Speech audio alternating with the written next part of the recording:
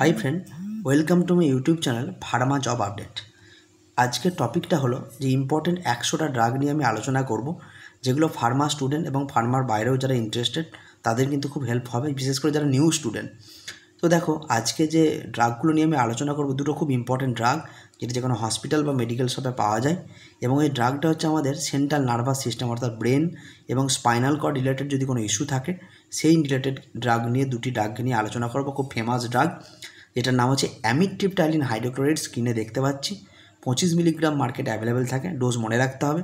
এবং imipramine hydrochloride 25 milligram dose. এই দুটি ড্রাগ কিসে কাজে লাগে না অ্যান্টি ডিপ্রেশন ড্রাগ।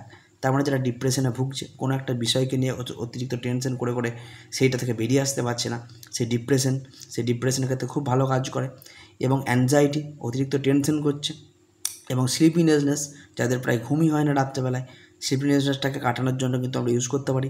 এবং একটা ইউনিক ইউজ হলো যে এই ইমিপ্রামিনে স্পেশালি অ্যামিট্রিপটাইলিনেদের বেড ওয়েটিং, মানে অনেকে আছে পেচ্ছাপের যে স্পিংটার পেশিটা লুজ হয়ে যায়, অর্থাৎ ঘন ঘন রাত্রের দিকে পেচ্ছাপ অটোমেটিক্যালি হয়ে যায়, বারবার পেচ্ছাপে একটা টেন্ডেন্সি হয়।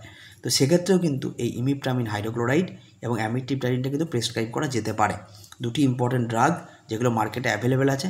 সবাই ডোজ এবং ইউজ কিন্তু মনে রাখার চেষ্টা করবে।